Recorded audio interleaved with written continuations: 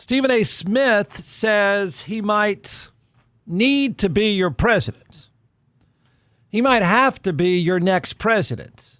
He's telling you he might have to run for president.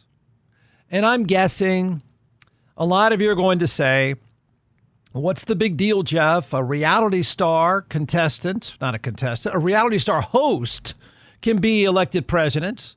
So why not an ESPN personality? Why is this so outlandish?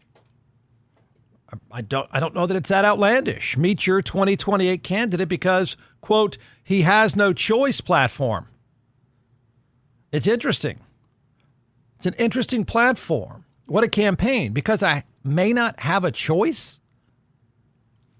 For those, well, nobody knows what I'm about to mention, but I'll bring it up anyway. Kinky Friedman, legendary Kinky Friedman, ran for governor of the state of Texas on the Why Not platform. So I like that. So how does Because I Have No Choice platform work for you? Because that's where we are, apparently. I've always wanted, just a sidebar, I've always wanted someone, because I'm pretty certain this works. I've always wanted someone to use the slogan, voters not him or voters not her. I would suggest that you start every comment, every public appearance, every announcement with, let me start by saying, voters, whatever you do, not him or not her. I would repeat it so often, you wouldn't know the opponent's name. You would only know not him. Because I'm pretty certain that, my opinion, that is how voting works. Not that person. So Stephen A. Smith, him running, is it fair to say is gaining attraction? It's certainly getting noise. A lot of the noise is by him. But it's a thing now. It's talked about. It's widely talked about. For those who don't know, he's an ESPN personality, just signed a $100 million deal. He meets what I think is a criteria for being a good host. He's interesting. He's fearless and quirky. You got to be a little different, man. But not only is he not running away from running for president, he's absolutely leaning in. He's not backing away. He's saying, let's go, right on. So this is, like I said, I think it's gaining some traction. Now, first up is his former, I can't remember what the name of the show was. That's terrible of me since I have an ESPN sign above my head. But his former counterpoint co-host, Skip Bayless. First Take. Yeah, sorry. I promise it. I can't promise I listen. But First Take, here is the maybe arguably the most important endorsement you can get from anybody. That is the endorsement of former co-host Skip Bayless. I want to address President Smith, as in my friend, my brother, Stephen A. Smith, saying he might just have to run for president of the United States. He said over the weekend that many powerful people in Washington are all but begging him to run for president, all but demanding he run for president. So now he must strongly consider, he said, running for president. And my reaction is, good for Stephen A. If a primary requirement for a president in today's America is being telegenic, then Stephen A. Smith was born to be president of the United States. Stephen A. is actually a little more telegenic than President Trump is. Stephen A. is a lot more telegenic than President Biden was or than President Obama was. Now, President Obama came across to me as extremely bright and poised and in control, but Stephen A. is quite frankly and clearly more dynamic on TV than President Obama was. This is what I know about Stephen A. Smith. He has even more passion for politics than he has for sports, trust me. And off camera, got even more worked up about politics than he got worked up about sports on camera. Trust me, it would not shock me if Stephen A. got elected president. Okay, by the way, what's up with that music bed underneath the 75-year-old guy? Then the sign, do with that whatever you want. There's no running from this. I'm fine with talking about this. You're not going to like what I say because I don't think much of voters, but that's okay.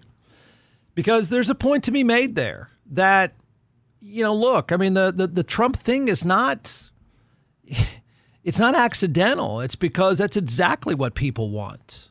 Yes, I think Skip Bayless is right about that. Once I can hear him because of that music bed that's underneath him.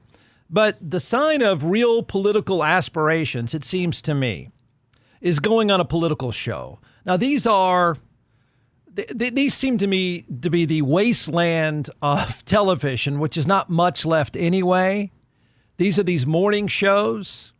But, you go there and you get your sound bites because that's what's going to be played for everybody else that's not up at 7 a.m. and having soup or whatever.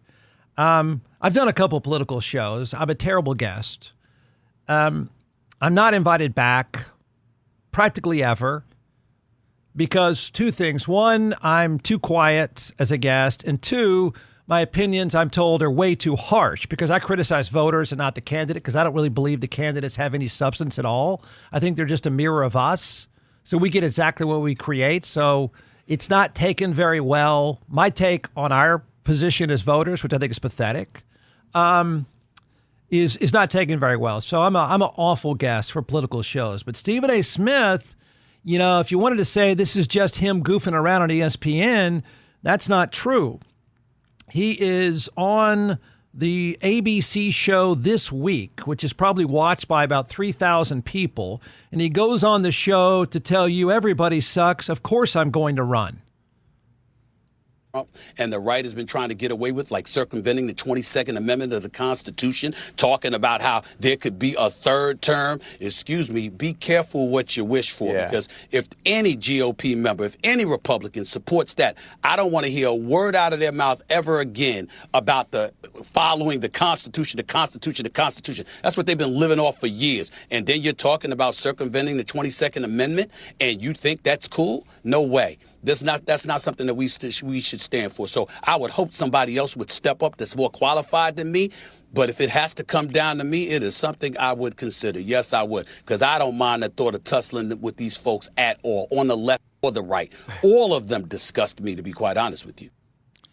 Okay, well, that's fine. I mean, it's one of those people that thinks I'm the one percenter. I think most of it sucks. We have zero substance at all. But, okay, that's fine. You know what this reminds me of? It's already following a very, to me at least, see if you agree with this, a very distinctive path. And that path was carved recently by Matthew McConaughey. I'm feeling the same thing. I'm sort of hearing the same thing, kind of the same MO early on. And I'll explain. I mean, it's not necessarily a bad thing, but I can draw parallels between the two because I think it fizzles out. And I think you're really not going to like the reason why I think it fizzles out in the end. But could he win? The Democratic side, at best, maybe, I think. We can argue about this, I guess. But I think it's doubtful. On the Republican side, my answer is no chance, no way. You heard me. I don't know that that's the direction he would go. I have no idea yet. But if it were, I know you're going to say, but Jeff, the American public, the Republican Party wants a TV personality, obviously. So why not? Well, my answer back to that is the Republican Party of today is not voting in an African-American man. The Republican Party of today is not voting in, definitely not voting in an African-American woman. The Democrats at even that stage would still say, meh. So I don't, if he is serious and he keeps saying he is, there's a problem down the road with this, but then I don't think you have much of a chance of winning. And I'll give you Matthew McConaughey as the perfect example. So is it real? Apparently, yes. I don't think you're going to like this, but this is the McConaughey thing. This is exactly what he did a few years ago. And I think it's partly, I don't know if it's directed by someone else or not, but I think McConaughey floated a balloon. Many of you don't remember this, but he was quoted pretty often. Now, we live in a world where, a soundbite lasts 5 seconds, that we've moved on. But, even before the shooting in Uvalde, McConaughey was polling. McConaughey was talking about politics and doing it in much of the same way that Stephen A. Smith is doing it. These generalities, right? McConaughey's position was, I'm going to seem serious about running, but not really say anything kind of thing. Like, not really take on anybody, but just say it's all not good enough. It's not, we can do better kind of thing, kind of this Mark Twain position. And that is, I'm going to be as vague as I can. I'm going to speak in generalities, and I'm going to avoid anything really of substance. That's what McConaughey did for about, a year and a half, maybe a little bit longer. I mean, there were periods there in polling data, not that it was all that difficult, but some of the polls were showing him close to Greg Abbott or leading Greg Abbott. So people thought, okay, right on, this will work. It's not going to work. Please stop pretending we, the voters, are very sensible people. Stop it. No, you got to get hate, man. I'm going to watch Stephen A. Smith, and who is a dynamic personality, who is quirky. You've got to be different. You've got to be risk-taking. You've got to be quirky and different. You've got to be a little bit outlandish. And he fits all of that. And it's cool on ESPN. But in the end, the voter, do you really think the voter is just going to care only about that? The voter wants hate. Hate. Tell me I'm wrong. Sooner or later, with McConaughey. McConaughey had this position and pulls it off perfectly.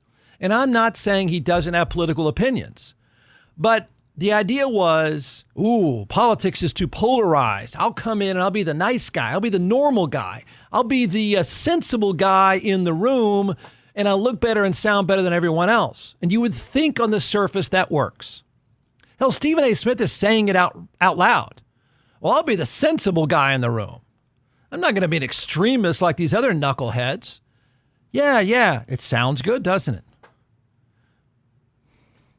To get people to vote, you have to get them pissed.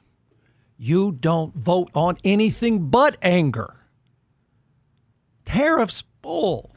People don't care. You really don't care in the end. The voter doesn't care in the end. I'm sorry.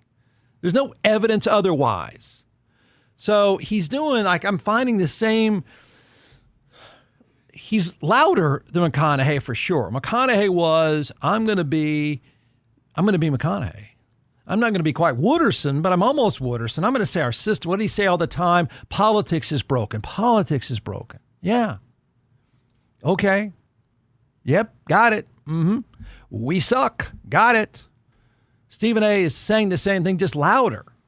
Oh, the system is broke. We got a broken system. So, I'm not saying that generality is wrong. Of course it's wrong. Our system is horrible. We have a duopoly. There shouldn't be 2 parties. There should be 25 parties.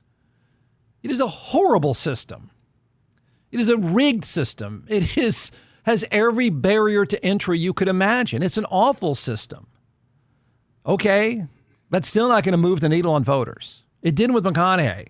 Finally he just sort of backed away because I'm assuming somebody said, hey, bud, in the end, you're going to go in front of that crowd and you're going to have to make them hate someone else to vote against someone else, because otherwise they're not going to vote on this nice guy thing.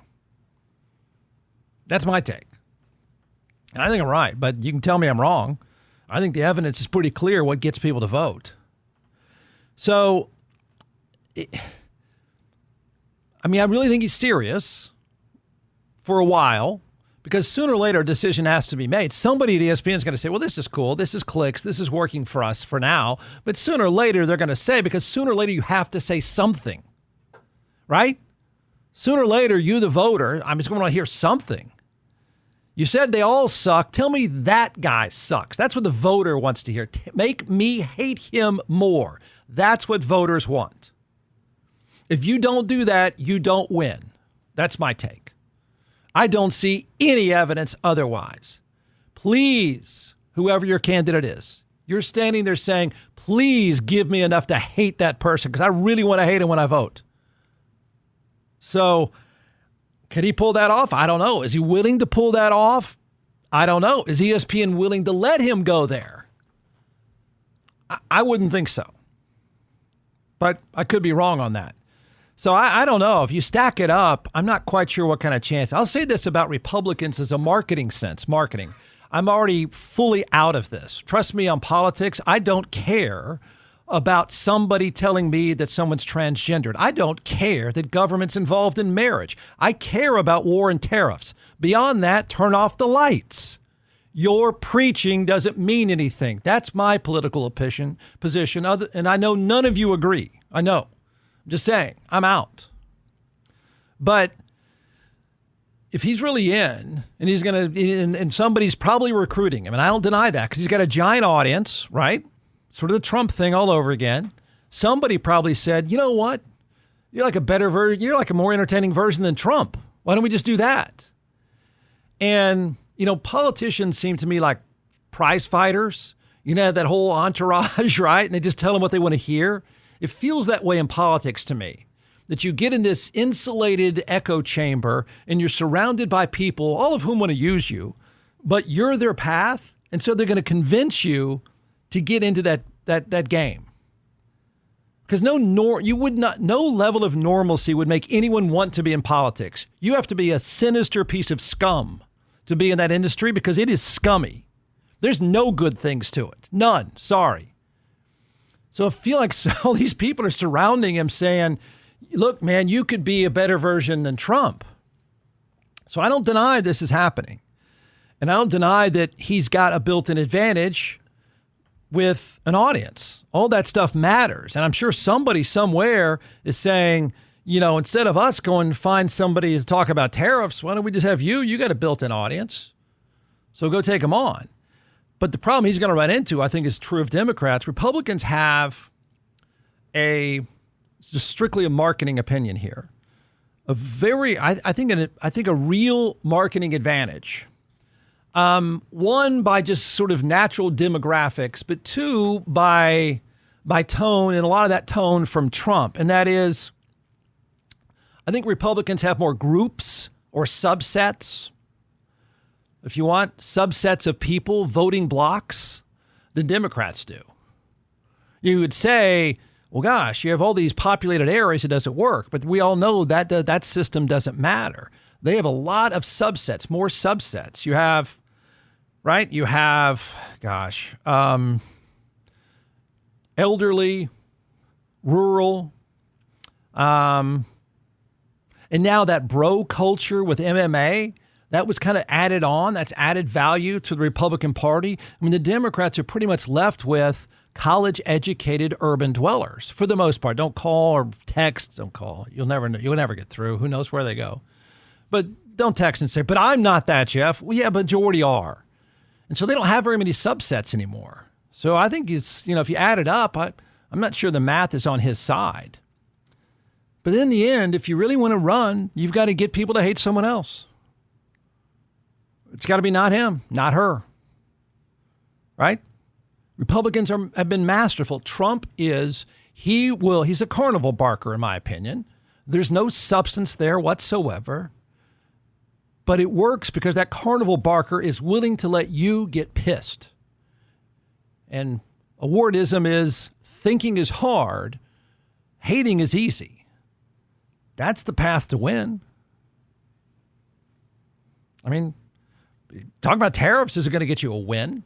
Making people hate somebody else is the path to win. And if he wants to go down that road, I don't know. ESPN and he have a complicated path going forward.